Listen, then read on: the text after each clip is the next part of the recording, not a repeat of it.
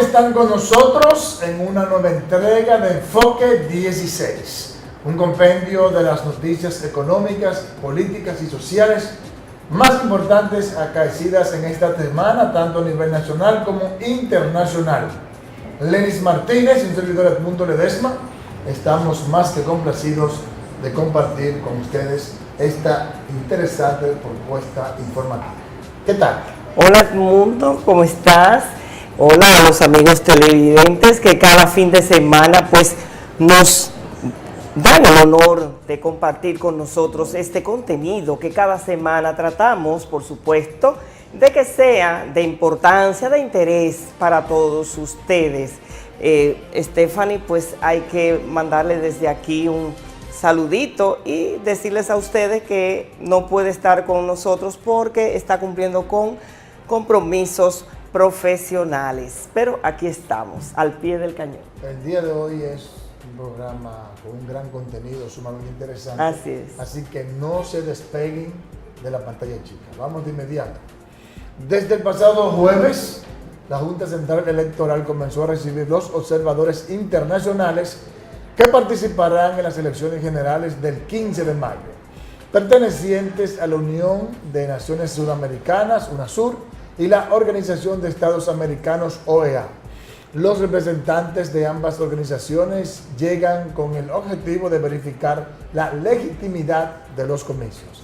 La Junta dio a conocer también que inició el procedimiento de los nombres y datos de carácter personal de los miembros de las organizaciones de la sociedad civil, como Participación Ciudadana y FINJUS, a quienes se les suministrará un documento de acreditación como observadores electorales del proceso de votación. Asimismo, la institución explicó que realizará la segunda prueba de transmisión de resultados este fin de semana. El presidente de esa organización, Roberto Rosario, dijo que someterán al Pleno las quejas que han externado los miembros del Partido Revolucionario Moderno acerca de los equipos tecnológicos que se utilizarán en el conteo el próximo proceso electoral. Señores, y lo cierto es que en todo este transcurrir y la cuenta regresiva, como podemos llamar, del próximo evento, el 15 de mayo, las elecciones que se realizarán en el país, pues todos los días hay temas y la Junta Central Electoral siempre parece ser será el protagonista. En esta semana también el Partido Revolucionario Moderno aseguró que es ilegal la resolución de la Junta Central Electoral que dispone el conteo automatizado de los votos. En ese sentido, Andrés Bautista, presidente del PRM, dijo que esa organización se opone al escrutinio electrónico. También los diputados de ese mismo partido, Bertico Santana y Néstor Cruz Pichardo, pasada la semana, pues dieron unas declaraciones bastante serias en torno al mismo tema. Vamos a ver. El PRM rechaza la resolución número 64-216 del pasado 17 de abril, en la que dispone de manera unilateral y a escasos días de la fecha de votación un nuevo procedimiento para el conteo de forma automatizada de las boletas sufragadas, sustituyendo el escrutinio manual, que es la forma válida que contempla la ley electoral para legitimar los funcionarios de elección popular. El PRM entiende que toda disposición reglamentaria debe sustentarse en el respeto a la ley. De lo contrario, se reputará nula de pleno derecho y los resultados electorales serían ilegítimos.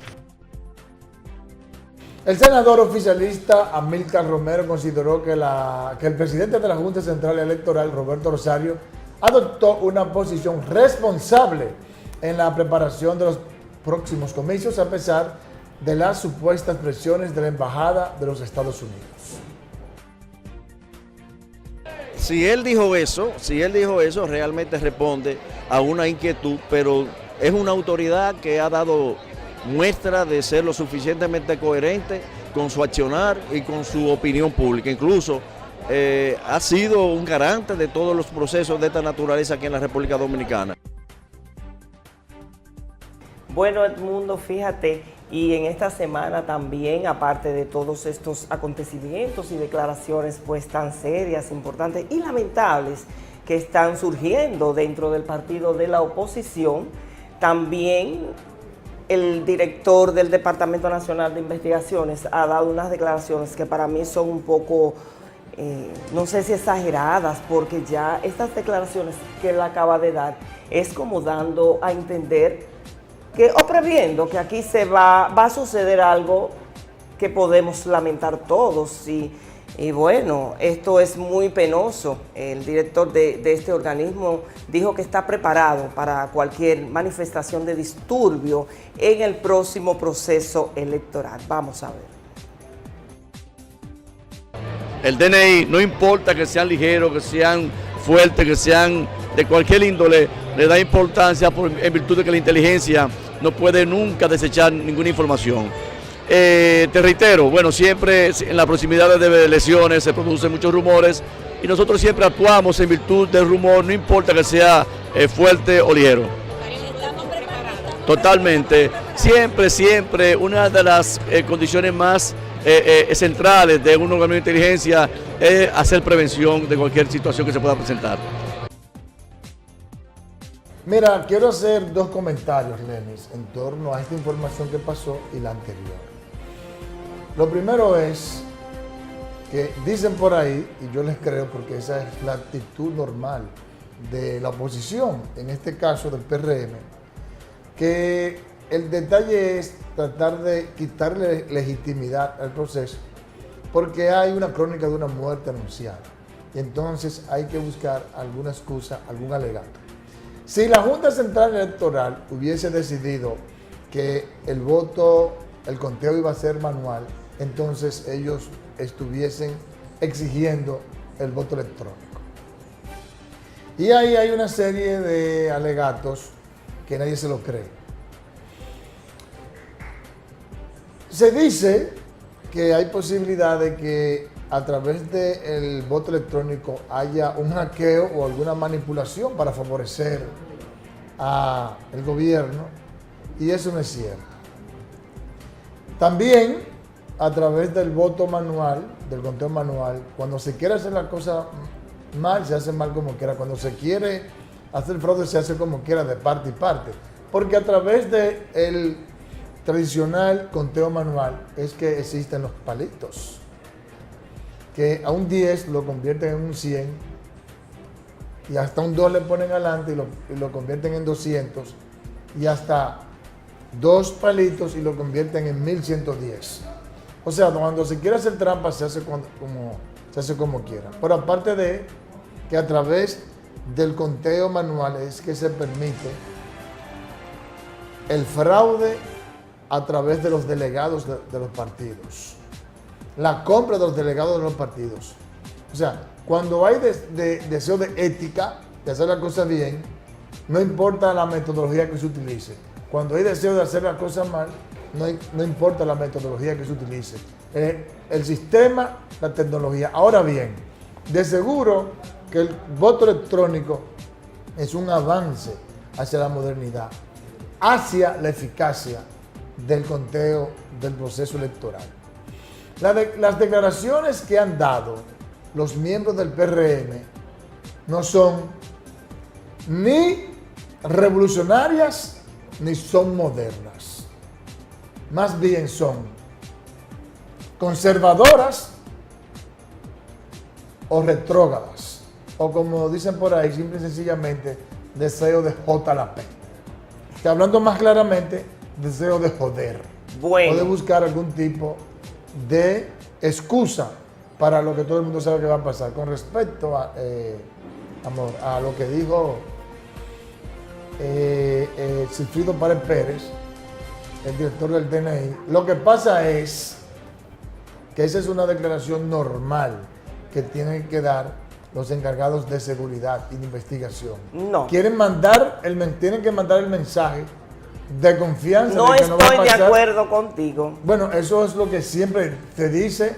Yo no he visto nunca una declaración diferente en ningún proceso Geni, electoral. déjame decirte, no creo Yo creo más bien que estas declaraciones han surgido luego de todo este pataleo que ha hecho la oposición, específicamente el PRM, claro que sí, porque hay que llamarlo por su nombre. O sea, las personas, los miembros de este partido son los que han formado todo este berenjenal. Exactamente. Entonces, a raíz de esto creo más bien que es que, porque también se puede decir eso, pero quizás un poco más adelante, ya teniendo más cerca esta fecha, pues puede ser que haya alguna declaración de este tipo. No, lo que pasa es que tú tienes que comprender la dinámica de la comunicación. Ah, ok, una dinámica. En el sentido.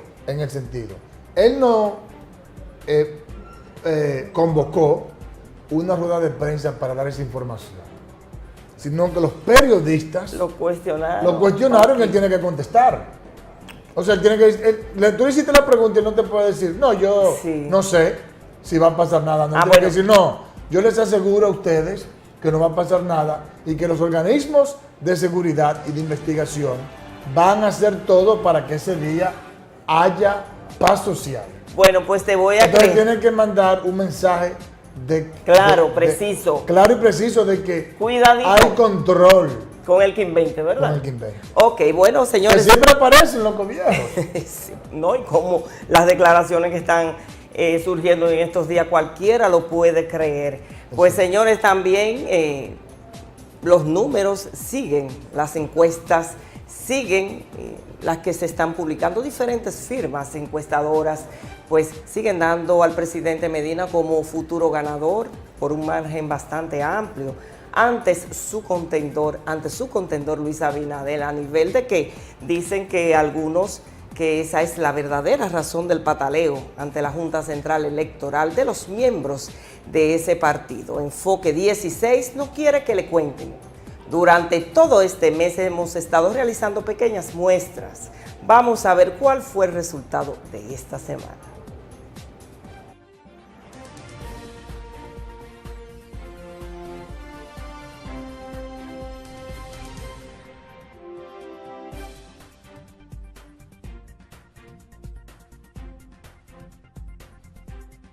¿Por quién votará la joven el próximo 15 de mayo? No voy a votarlo.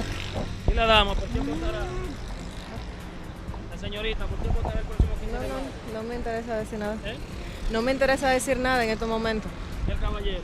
Luis Abinader. ¿Quién votará el próximo 15 de mayo? No, por nadie. ¿No sabe? No, ¿por quién votará el próximo 15 de mayo? Todavía no estoy decidida. ¿Por quién votará usted el próximo 15 de mayo? Danilo Medina. ¿Por qué? Bueno, yo estoy de acuerdo con el programa político de Danilo Medina, el programa de gobierno que ha venido llevando durante estos 4 años y con lo que piensa hacer estos 4 años más. ¿Por quién votará usted el próximo 15 de mayo? Danilo Medina. ¿Por qué? Bueno, yo estoy de acuerdo con el programa político de Danilo Medina, el programa de gobierno que ha venido llevando durante estos 4 años y con lo que piensa hacer estos 4 años más. Danilo Medina también. Ok. Mayo. Por Danilo Medina Sánchez, ¿Por qué? porque ha sido un presidente que ha trabajado para el progreso del país. Danilo Medina, mi hermano. 100% Danilo. Por Danilo Medina. ¿Por qué? Por su ejecutoria en el gobierno y debe seguir 4 años más. ¿Quién votará el próximo Por 15 de Danilo Medina. mayo? ¿Y la dama? Por Minú Tavares.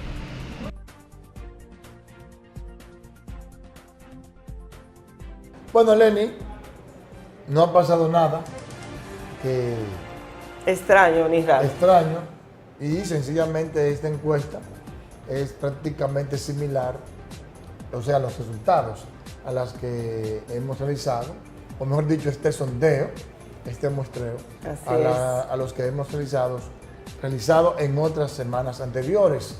Vamos a ver en consecuencia un reportaje que nos hizo nuestro compañero Jesús Camilo en torno a cuáles son las expectativas que tiene la gente, qué espera la gente de el próximo presidente, de las próximas autoridades, qué iniciativas, qué medidas han de tomar para mejorarle la vida a los dominicanos. Vamos a ver.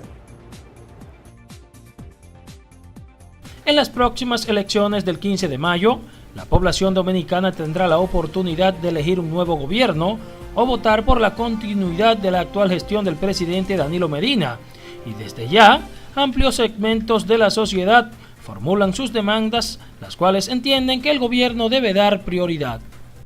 Lo que se espera es bienestar y que el que venga bien y que haga lo que va a hacer bien. Oh, todo está caro, la comida, no hay empleo y muchas cosas más. Espero que tome medidas sobre la canasta familiar, está el costo demasiado alto para nosotras las madres. Espero mejores decisiones contra la tanda extendida. Hay tanda extendida, pero no se están cumpliendo la tanda extendida como se sale en los anuncios. Los candidatos presidenciales se han comprometido todos públicamente a resolver el problema de la inseguridad ciudadana, invertir más en educación y reducir el déficit de viviendas que supera las 900.000 unidades faltantes, pero muchos ciudadanos dudan de esas promesas. Que ninguno hace nada. ¿Usted no cree que las cosas pueden mejorar? Aquí solamente la cosa mejora a Dios, más nadie. Porque cada uno viene por su interés, su propio interés.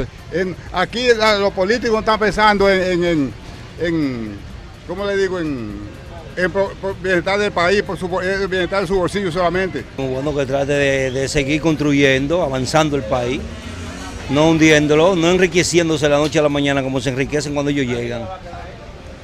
Queremos un gobierno que trabaje, que construya escuelas, hospitales para la salud y para los niños. Y que no le metan droga a la juventud como están esta gente ahora, el narcotráfico metiéndole droga a la juventud. Tengo un hijo preso porque me le metieron droga. Ante el desafío de combatir la corrupción, invertir más en salud, reorganizar el transporte y superar la pobreza extrema para mejorar la calidad de vida de los dominicanos, los candidatos también han planteado soluciones que el pueblo espera no queden en palabras. En el mundo siempre van a haber corrupción. Mientras estemos aquí, justo nada más uno solo, Cristo Jesús, Señor nuestro. Después no hay más justo. Hay que actuar contra la violencia, la delincuencia. Estoy de acuerdo con que se actúe drásticamente. Todo sigue igual. Desde que se fue Leonel es la misma cosa. Este es un discípulo de Danilo. Danilo es un discípulo de Leonel.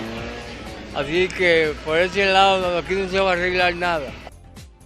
Las esperanzas de la población de vivir en una sociedad más próspera, segura e inclusiva choca con la modalidad de comprar conciencia y pretender cambiar percepciones hacia realidades ficticias que hacen dudar de la voluntad de autoridades y su compromiso social con el interés colectivo. No hay desarrollo de un país si no hay seguridad ciudadana. Las autoridades hay que respetarlas. Tenemos que hacer la reforma policial, es clave. Tenemos que iluminar las calles. Los niveles de violencia, los niveles de delincuencia que ha alcanzado la sociedad dominicana son epidémicos. De pasar de las palabras a los hechos y de convertirse en realidades las promesas de campaña, República Dominicana alcanzaría un admirable desarrollo político, económico y social admirable. En un reporte especial para Enfoque 16, Jesús Camilo les informó. Fíjate que ahí, primero muchas gracias a Camilo por tu excelente reporte. Así es. Y fíjate, Lenin, que algunos dicen que no le creen a los políticos. Así es. Y Escépticos yo creo totalmente. que esa es el gran reto que tienen los políticos. Empezar recobrar a la tener credibilidad ¿verdad? entre la población. Así es. Eso se consigue de una sola manera. Haciendo Lo que las yo cosas. prometo, lo cumplo. Lo que prometo, cumplo. Lo que no puedo realizar porque no tengo las condiciones para hacerlo, sencillamente explicar con sinceridad que la gente entiende. Eso no se puede. Denle y darle las razones de por qué no se puede realizar cualquier tipo de obra, cualquier tipo de iniciativa. Cuando los políticos dominicanos empiecen a actuar de esa manera, entonces van a tener credibilidad. Por ejemplo, en esta semana, no le estoy defendiendo porque no quiero saber de él, pero sí fue una actitud responsable. En esta semana, a Roberto Salcedo le preguntaron sobre el sistema pluvial el sistema de desagüe de la República Dominicana, el drenaje que se sabe que es sumamente caótico, que es malo, que ya hay que trabajar, hacer uno nuevo. Le preguntaron sobre eso y sobre una declaración que dio David Collado. Y le dijo, todo el que diga eso está hablando mentira. Los ayuntamientos no tienen la capacidad para resolver el problema del drenaje pluvial. Eso todo lo puede hacer el gran Estado. Eso es actuar y hablar con responsabilidad.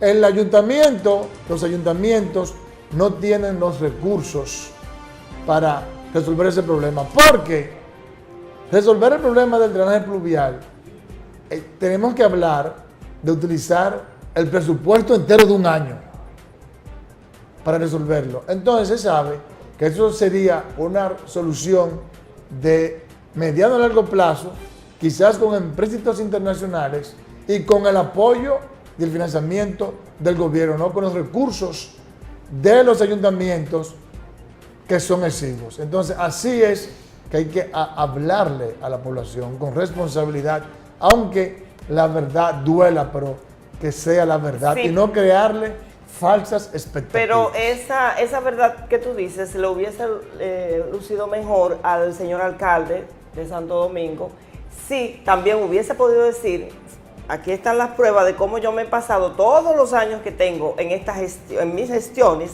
tratando de que el gobierno central resuelva el problema del drenaje, porque también vamos a llamar la cosa por su nombre. Él tiene muchísimos años ahí, entonces pues nos hubiese gustado también oírlo decir esa parte, porque es que una persona que tenga ya 12 años en... Lo que pasa es que eso le toca a INAPA, no al ayuntamiento, o sea, eso es de INAPA. Entonces lo que hay que comenzar a decir al señor Collado que no prometa eso porque no es de su incumbencia.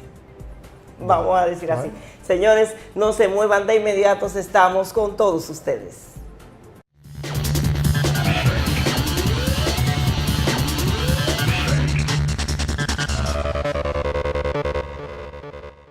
El Banco Central de la República Dominicana informa que a partir del 1 de octubre de 2014 estará circulando la nueva familia de billetes que incorpora la Rosa de Bayahibe, declarada por el Congreso Nacional como Flor Nacional, mediante Ley 146-11. Contiene nuevas medidas de seguridad a nivel de los más altos estándares internacionales y tienen tonalidades de colores mejoradas para evitar confusiones. Les invitamos a conocer las características de los nuevos billetes visitando la página web www.bancentral.gov.do/Nuevos Billetes 2014 y en las redes sociales Banco Central RD. Estos nuevos billetes coexistirán con los billetes actuales de iguales denominaciones hasta que estos se agoten y se complete su sustitución. Los actuales billetes mantendrán su fuerza liberatoria para el pago de todas las obligaciones públicas o privadas. Recuerden cuidar los billetes, no rayarlos, no graparlos ni romperlos. Banco Central de la República Dominicana, por la estabilidad y el crecimiento. El trabajador es la razón de nuestra existencia. Velamos por la prevención de accidentes laborales y en caso de que ocurran, todos los gastos son cubiertos en un 100%. La ARL hace que cada trabajador y trabajadora sienta la confianza y seguridad para realizar su labor sin preocupaciones. Nuestro compromiso es la excelencia en la atención a nuestros afiliados. No importa el oficio al que te dediques, siempre estaremos contigo. Administradora de Riesgos Laborales, para que trabajes sin preocupaciones.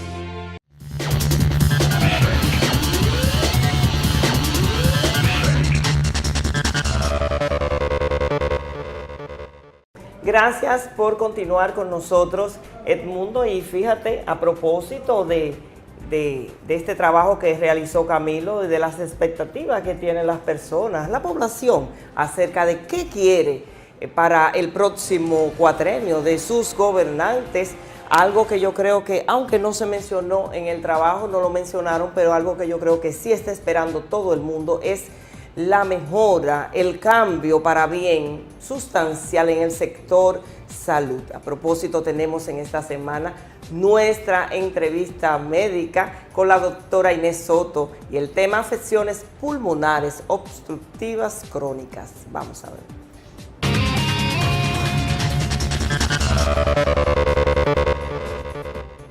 En la actualidad, 64 millones de personas padecen de enfermedades pulmonares obstructivas crónicas y que al menos 3 millones de estas personas mueren por la causa.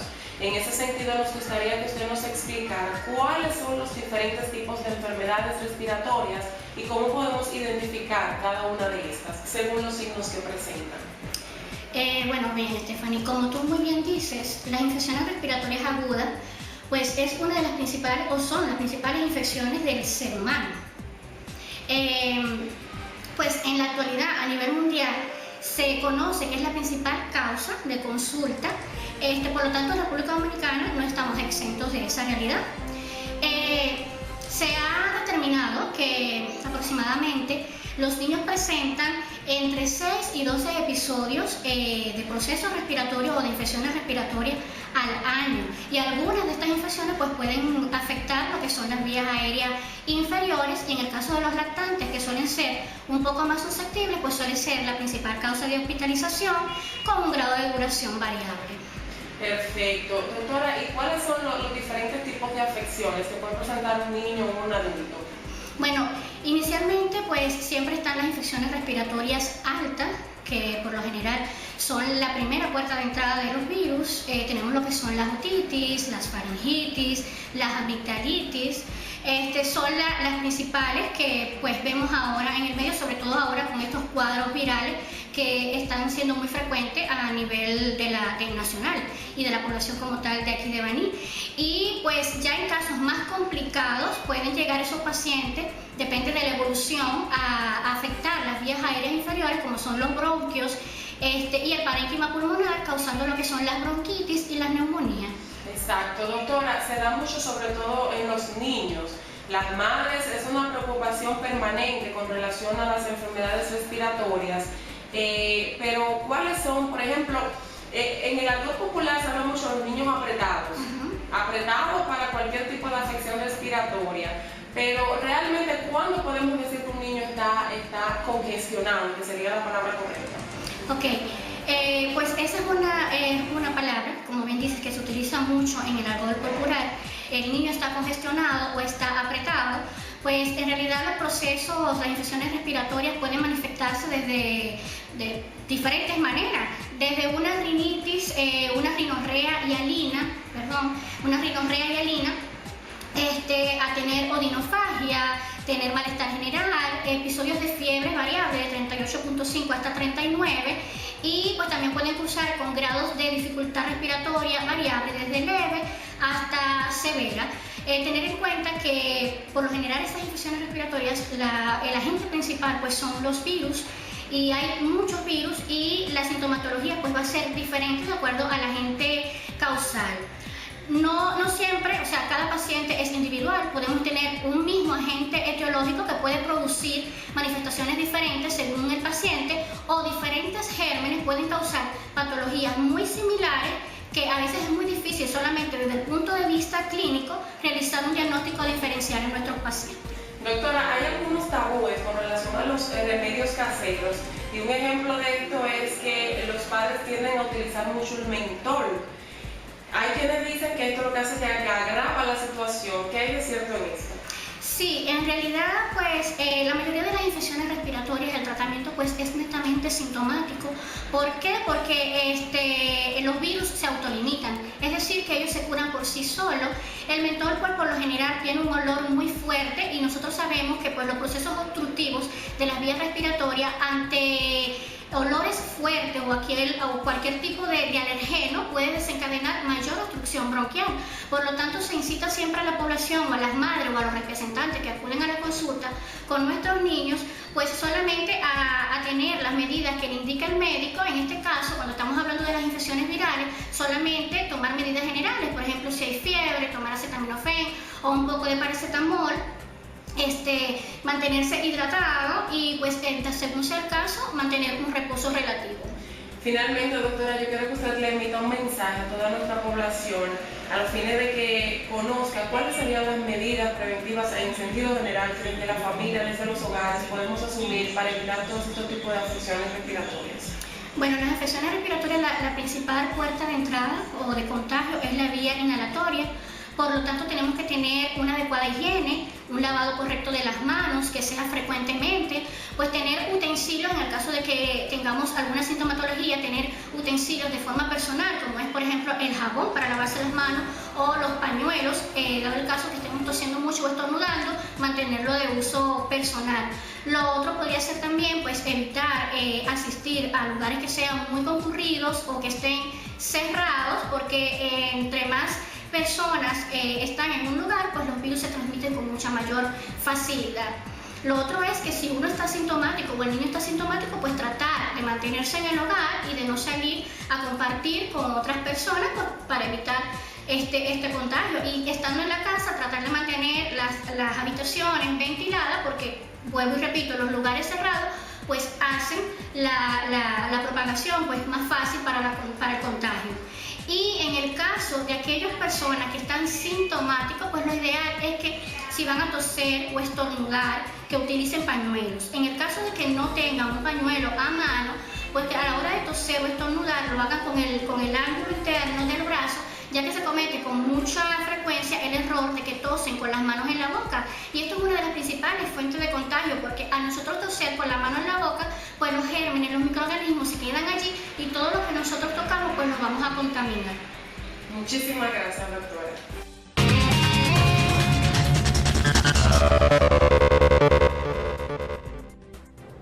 Bueno, gracias a la doctora por estas informaciones, pues tan interesantes como cada semana, pues que nos traen el Centro IRME a todos nosotros para nuestra edificación.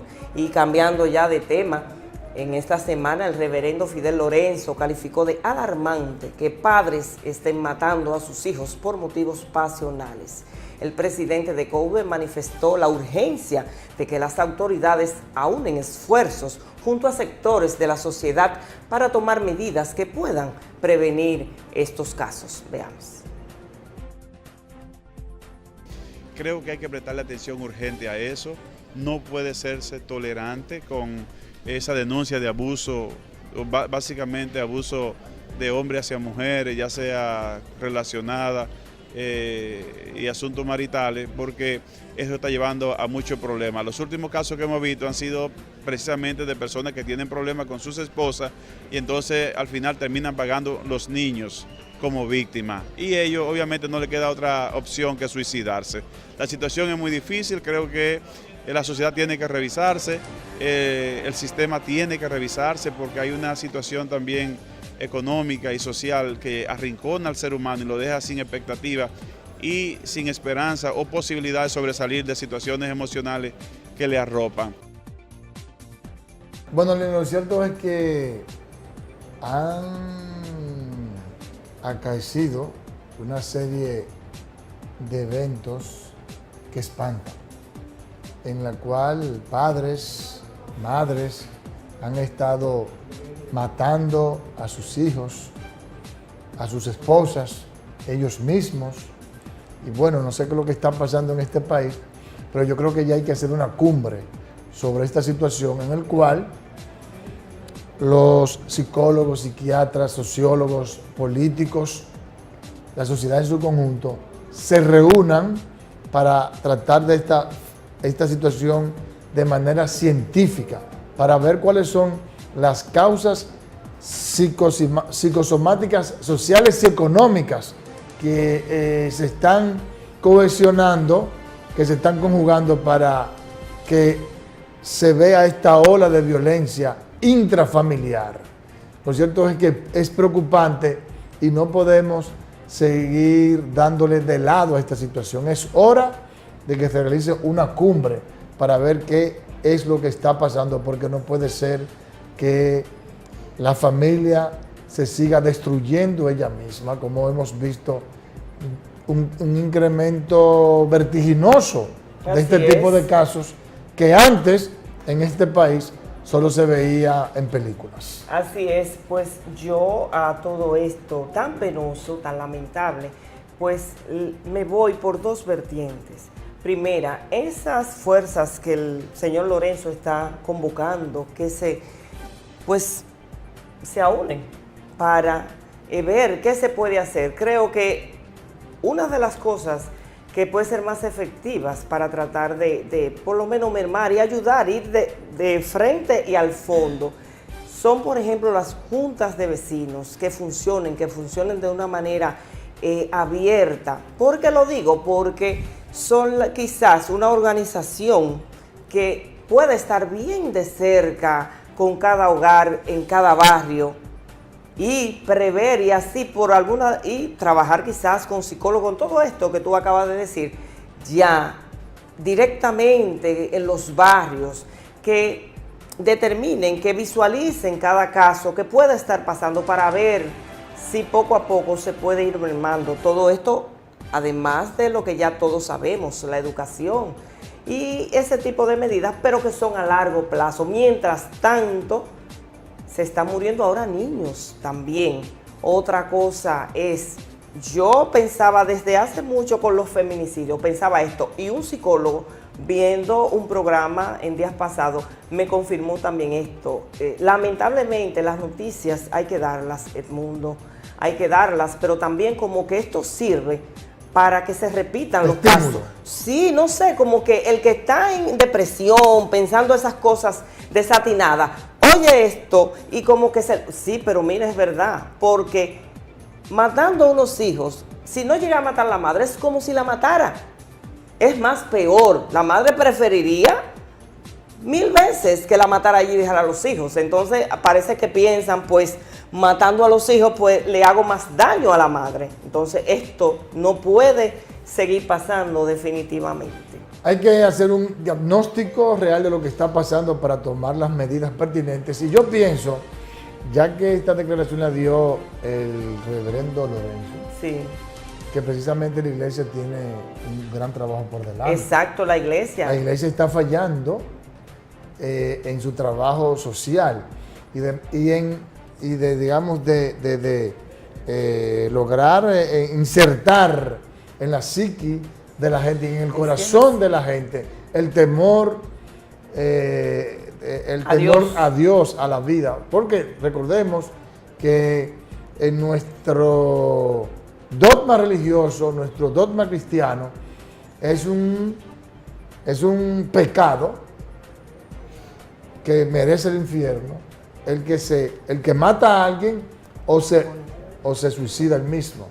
El que se mata a sí mismo o mata a otra persona, se supone que va al infierno. Entonces, tenemos que lograr que ese temor religioso se inserte en el corazón y en la mente de la gente, para que eso sirva de un stop para cuando la depresión, la desesperación llegue a la gente y no cometa este tipo de barbaridades. Así es. Ahora vamos a nuestra entrevista de fondo. En esta semana se celebra el Día del Trabajador y hemos querido conversar con personalidades ligadas y entendidas en ese sector. Enfoque 16 conversó con Rafael Pepe Abreu, dirigente sindical, y Jaime González del sector empresarial. Vamos a ver esa interesante entrevista.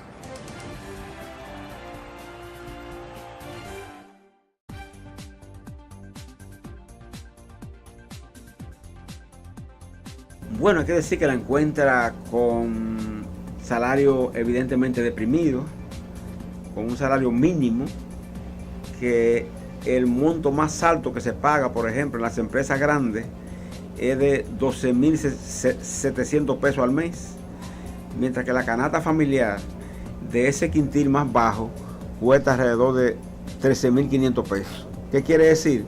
Que el salario mínimo más alto no alcanza para el quintil más bajo de la canasta familiar en que se dividen los grupos de consumidores. Entonces, hay un salario deprimido que, por más vueltas que le hemos dado, no alcanza para hacerle frente al costo de la vida. También hay que decir que nos encuentra con una ausencia de la creación de empleo. El presidente ha hablado que se han creado 400.000 empleos, nosotros no tenemos por qué dudarlo, pero nos llama la atención que esos 400.000 empleos que se han creado, si se han creado, no han sido registrados en la economía formal, sino empleos de carácter informal. Y la debilidad de ese tipo de empleo es que queda excluido del beneficio del sistema de seguridad social y también queda excluido de los beneficios de las prestaciones que establece nuestro Código Laboral. Por eso consideramos que ese tipo de empleo no llena la expectativa de alguien que se quiera realizar ni como familia ni como persona, desde el punto de vista estrictamente del trabajo, que debe ser lo correcto. Bueno, yo creo que los sueldos que tiene el país van de acuerdo al esquema económico que se presenta. En nuestro país, para nadie es un secreto de que nosotros hemos tenido un código laboral que desde el año 92, va a ser ya casi 25 años, ha creado que definitivamente el sector empresarial y sobre todo los sectores de empresas medianas y pequeñas tengan a su haber, para poder subsistir, un esquema de salarios, el cual tiene que ver mucho con la parte de el sueldo que no cobran los trabajadores, que en nuestro país es cerca del 65%. Si comparamos eso con otros países, que anda alrededor del 40%, nosotros estamos en una desventaja muy significativa al respecto. Nosotros hemos hecho propuestas sobre cómo poder motivar un salario mayor, pero sin embargo el sector sindical no tempera esas propuestas y definitivamente el que más sufre son los trabajadores dominicanos.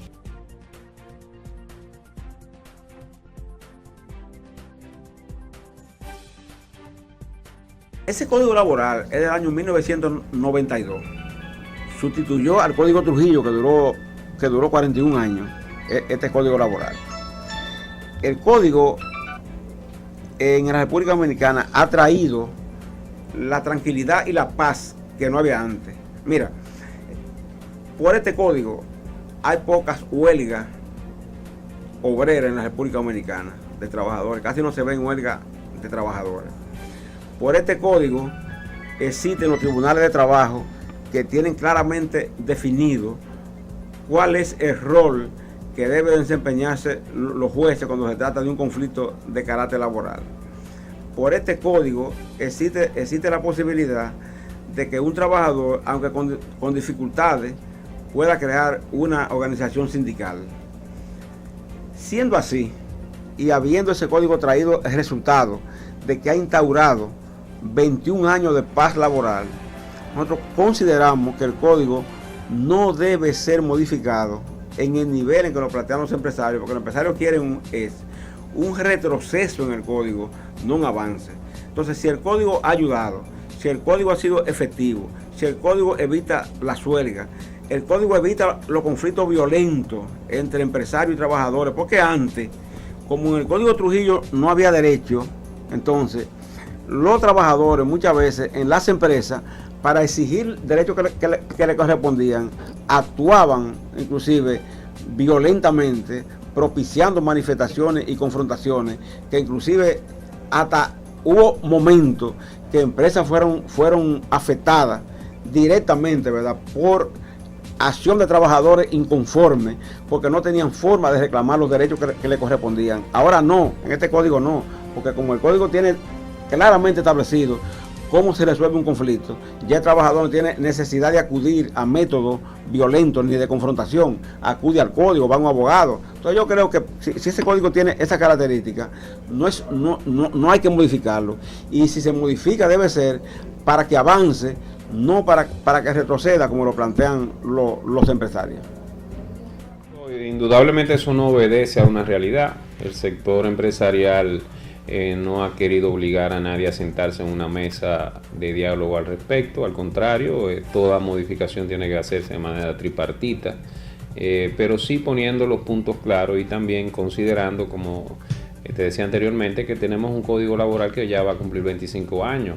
El esquema laboral dominicano es dinámico, ha variado mucho, con decirte que en el año 92 no existían, por ejemplo, ni siquiera los motoconchos, y eran muy eventuales los motoconchos, pero por ejemplo los delivery no existían, las comidas rápidas como se han estado sirviendo ahora tampoco, el dinamismo del sector turismo tampoco. O sea, ha habido un cambio en toda la estructura laboral que definitivamente lo que es apropiado en este momento es encauzarnos en una discusión clara, sana, de frente, donde se toquen todos esos puntos, y nosotros entendemos que los derechos adquiridos de los trabajadores no se tocan, eso lo hemos manifestado ya muchas veces, pero ellos insisten en que sí, no entendemos en cuál punto ellos entienden que hay un derecho adquirido ahí que nosotros estamos violentando, pero definitivamente.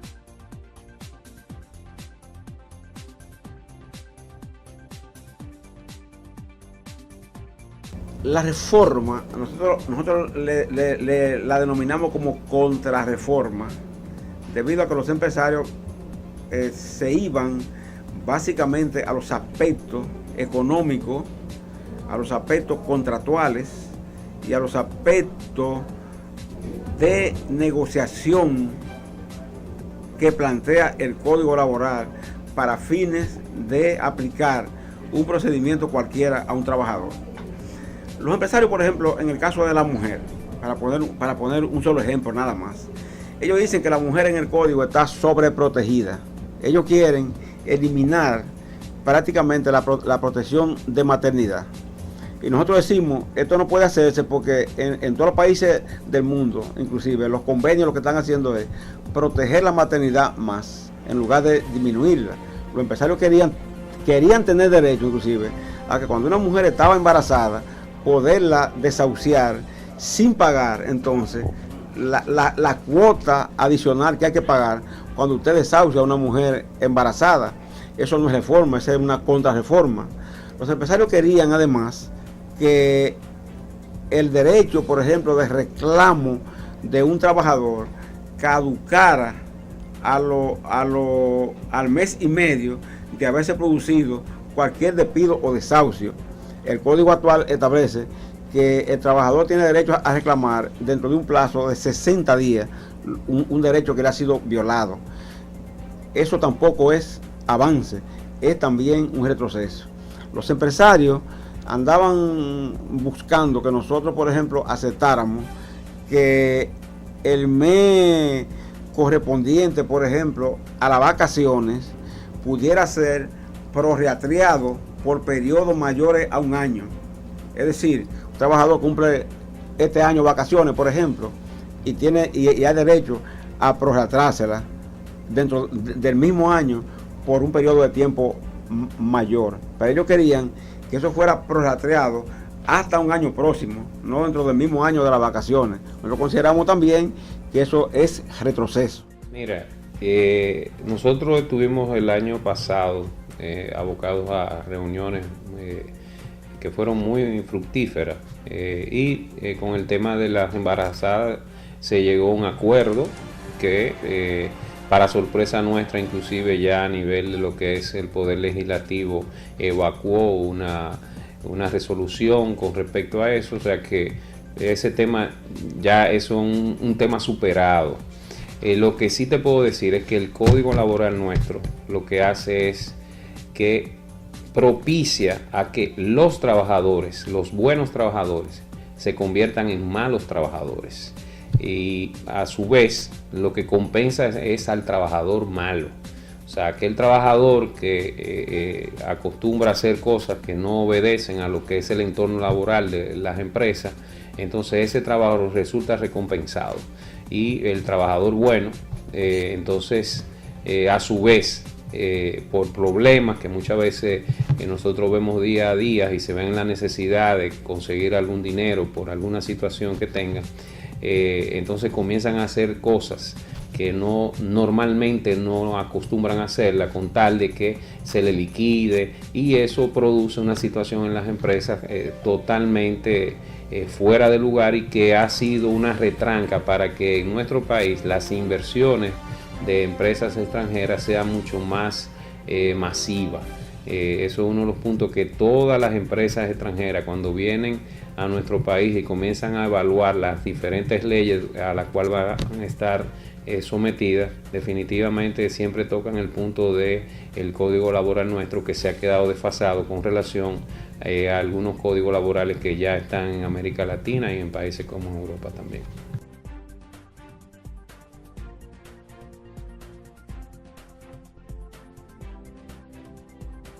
Hay una crítica que le hemos hecho al presidente Medina por esa situación, y es que él, cuando habla de empleadores, él habla de los empleadores solo refiriéndose al sector privado. Él no toma en cuenta que su gobierno también es empleador de más de 300.000 personas, y que esas 300.000 personas, un 87% devenga sueldos que están por debajo de los 10.000 pesos, y pensiones que están por debajo de los 6.000 pesos. Entonces, para tener autoridad frente al empresariado de plantear ese tema de los bajos salarios, el gobierno tiene que dar un ejemplo,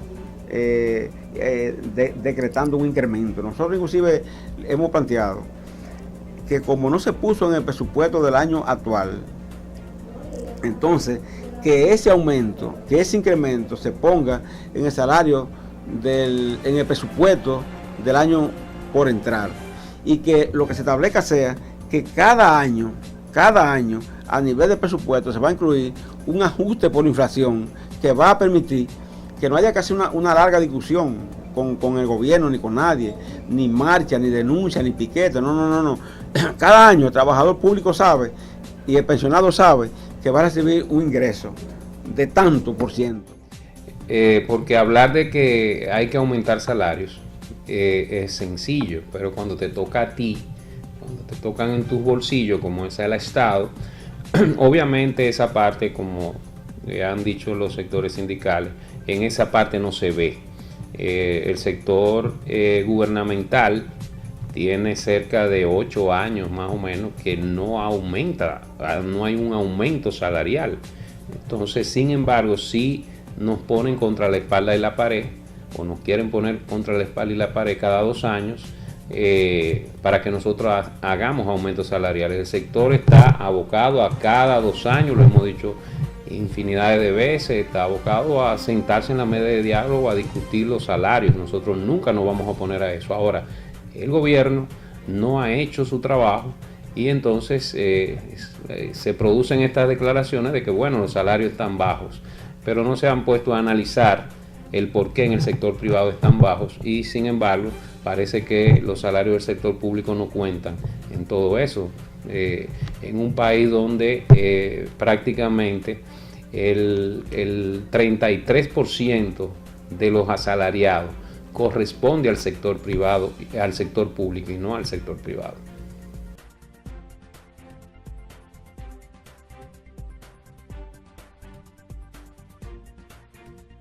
Aquí en este país hay una serie de empresas que negocian convenios colectivos, y que nosotros cada 2 años o cada 3 discutimos con ellas por rutina un aumento de salario. Te menciono algunas, por ejemplo, bueno, Nestlé discutió un aumento de salario, Coca-Cola lo discutió, Central Romana. Hay empresas, ¿verdad?, que tienen pautado que haya revisiones salariales por convenio colectivo. Ahora bien, aquellos entonces que no tienen convenio, que no tienen organización sindical, que dependen básicamente de la voluntad del empresario para decidir, o de la convocatoria del Comité Nacional de Salarios, que se produce cada 2 años, ese sector no asume ni tiene la voluntad de mejorar la cuantía salarial que reciben los trabajadores. Por ejemplo, yo te digo esto: nosotros tuvimos el otro año una larguísima discusión con los empresarios por el tema del aumento de los salarios mínimos. Pudimos llegar a un 14%, pero no un 14% que fue aprobado por nosotros voluntariamente, sino que los empresarios, ante un retiro nuestro, junto con el Comité Nacional de Salarios, se juntaron y los delegados oficiales y empresariales votaron por una tarifa de 14%. Ese 14%, cuando se ha aplicado, por ejemplo, a los salarios de los trabajadores beneficiarios de ese 14%, que son la grande empresa, la mediana empresa, la pequeña empresa y los guardianes privados, la empresa de guardianes privados, el trabajador no ha notado el aumento que se produjo, porque quedó muy por debajo de la inflación.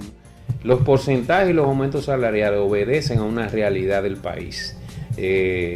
Nosotros quisiéramos aumentarle un 30, un 50% a los trabajadores nuestros, pero hay una realidad como país, como empresa. ¿Qué ha pasado en esos años? O sea, cuando se discuten esos salarios, ¿qué ha pasado en ese periodo de la última vez que se discutió ese salario hasta el momento donde se va a discutir? O sea, ¿cuál ha sido la inflación que ha habido general en el país? ¿Cuáles sectores han tenido un crecimiento diferente? Y todo eso se analiza para poder analizar un aumento salarial, porque es muy simple sentarse allí como hace normalmente el sector sindical. Yo quiero un 30, yo quiero un 40, o sea, bueno, pero ¿en base a qué?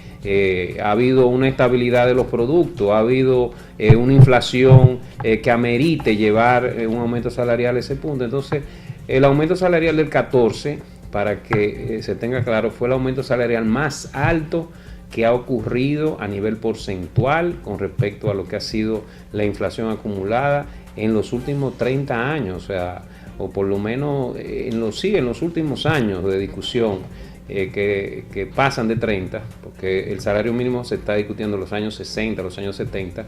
Entonces, el hablar de que el 14% fue bajo sencillamente obedece a una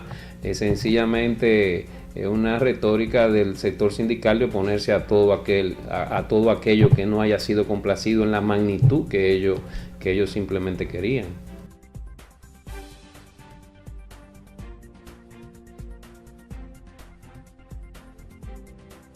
Eso como se ve cada 2 años, en el año entrante, en julio del año 2030, nosotros estaríamos ya sentados en la mesa de negociación. Nosotros siempre, los sindicatos, tratamos de llevar la visión de que el salario se corresponda con la canasta familiar, y por eso nuestra solicitud trata de sobrepasar los índices de inflación del Banco Central, porque nos vamos más que a esos índices, nos vamos al tema de la canasta familiar. ¿Qué cuesta una canasta familiar de una familia que incluya alimentos, que incluya medicina, que incluya transporte, que incluya vivienda, que incluya pago de servicios? ¿Qué incluye? Bueno, cuando usted la analiza, la canasta actual, esa canasta está por encima de los 27,000 pesos. Ningún mínimo llega a 27,000 pesos. Todos están por debajo de los 15,000. Lo que quiere decir que la gente vive siempre de manera deficitaria. ¿Qué pensamos nosotros? Que a esta próxima discusión hay que ir con la idea de que lo que se mejore sea la canasta familiar, no sencillamente la inflación pasada, como hacemos nosotros, que discutimos la inflación que pasó, pero no discutimos la perspectiva de la inflación hacia el futuro. Para adelantar, por ejemplo, un porcentaje, sería quizá un poco aventurado hacerlo, porque falta más de un año, pero mirando las cosas como están, si se logró un 14%, por ejemplo, en la tarifa vigente actual, y no impactó, nosotros consideramos que un aumento salarial debe ser por lo menos el doble el próximo año que lo que fue en los años pasados. Nosotros siempre estamos abogados al diálogo y con el tema del salario mucho más. O sea, nosotros sabemos que cada 2 años tenemos que propiciar este diálogo. En esta ocasión, yo creo que es un buen momento para que el sector se pueda sentar en la mesa del diálogo, ya que ellos han abandonado la mesa del diálogo, y eso lo que no ha sido ha ido en perjuicio de los propios trabajadores. Y entendemos que sí, que se van a estar obligados a sentarse en la mesa del diálogo a tratar el tema salarial. Y con respecto a lo que ellos están propiciando ya para el 1 de mayo, ya estamos acostumbrados a que cada año ellos hagan estas manifestaciones. Entendemos que son propias de la democracia, que están en la libertad de hacerlo y que siempre que se enmarquen dentro del control y de las normas de convivencia, nosotros apoyamos ese tipo de manifestaciones, no nos oponemos a ellas. Como te decía, siempre y cuando guarden la cordura y todo lo demás con respecto al manejo social. Bueno, Edmundo, lamentablemente hemos llegado al final de este espacio Enfoque 16. Como siempre les digo, pues la invitación abierta como cada semana para que nuevamente esté en sintonía con nosotros en una entrega más de Enfoque 16. Excelente el programa de hoy, me siento complacido, siento que hemos aportado a nuestro país, a la democracia, a la economía y a la sociedad en sentido general. Así que la invitación, como dijo Lenis, para que nos sintonicen la próxima semana, que tendremos un programa con la misma o más calidad que este. Hasta entonces.